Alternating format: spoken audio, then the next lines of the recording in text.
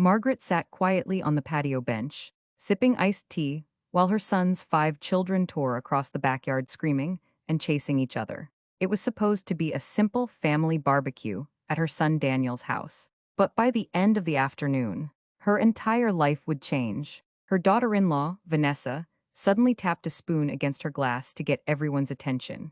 "Good news, everyone," she announced with a bright smile. "Starting this weekend, Margaret will be babysitting the kids every Saturday and Sunday for free. Daniel and I desperately need more time for ourselves." A few guests laughed awkwardly. Vanessa continued casually, "It's not like she has much going on anyway now that she's retired." The backyard went quiet. Margaret felt every pair of eyes shift toward her.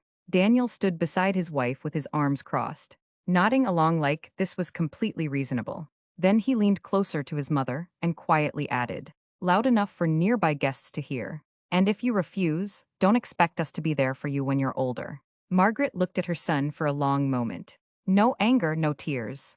Just clarity. She calmly placed her glass on the table and stood up. "All right," she said softly, "deal." Vanessa smiled triumphantly, already assuming she had won. But Margaret's definition of deal looked very different. The next morning, the first thing she did was call a locksmith. For years, Daniel and Vanessa had owned a spare key to her house, for emergencies, though in reality, Vanessa used it whenever she wanted free childcare or needed a break from parenting.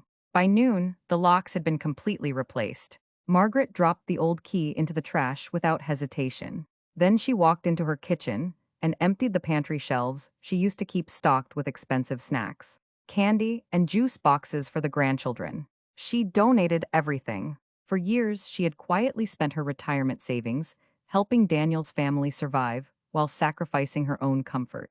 No more. She replaced the shelves with things she actually enjoyed: herbal tea, good coffee, dark chocolate, and wine. For the first time in years, her home felt peaceful. That evening, her phone exploded with messages from Vanessa, listing the children's schedules, food restrictions, and activities Margaret was apparently expected to organize for the weekend. Margaret read every message, then ignored them all. On Friday evening, right before Daniel and Vanessa normally dropped the children off, Margaret quietly packed a small suitcase and drove to a lakeside spa resort an hour outside the city. As she pulled away, she spotted their SUV arriving in her driveway.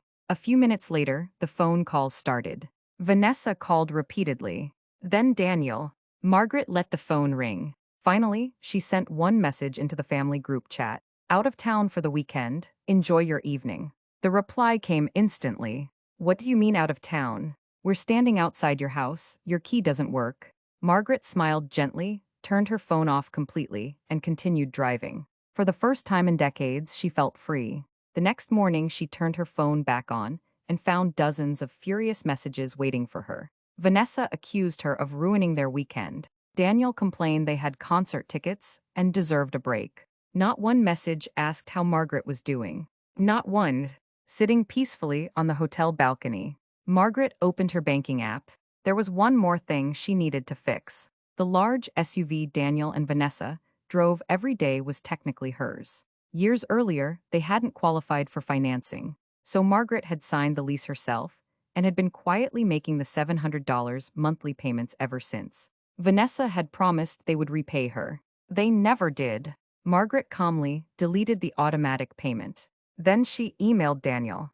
"Beginning next month, I will no longer be paying for your vehicle. You have 30 days to transfer the lease or return the car." She hit send and closed the laptop. The strange thing was, she didn't feel guilty. She felt lighter. When she returned home Sunday afternoon, Daniel and Vanessa were already waiting outside her door, furious. "You changed the locks," Daniel snapped.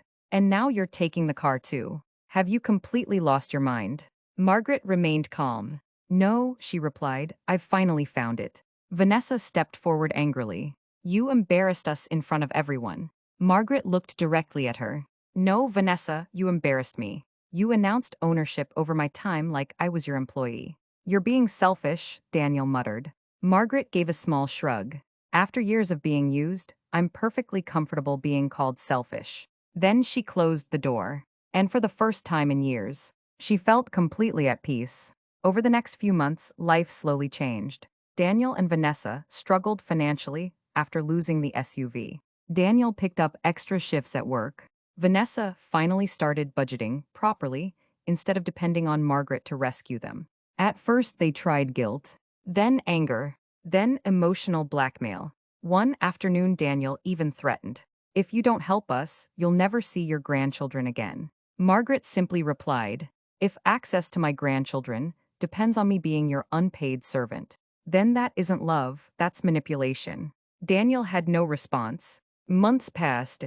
Margaret started gardening again. She joined a pottery class she had postponed for 10 years. She traveled, read books, met friends for dinner. She rediscovered herself. Eventually, Daniel and Vanessa adjusted to life without depending on her. Ironically, their relationship improved once the boundaries became clear. Now, when they visited, they called ahead. They stayed for dinner instead of dumping the children and disappearing. The grandchildren visited occasionally, but only with plans arranged in advance. Margaret loved seeing them now because she no longer felt trapped by obligation. One warm spring afternoon, she sat alone in her backyard surrounded by flowers and sunshine, thinking about how terrified she had once been of disappointing her family. But she finally understood something important. She hadn't lost her family. She had only stopped allowing herself to be exploited. And sometimes, the most powerful thing a person can do is quietly stop being available to everyone who only values them for what they can give.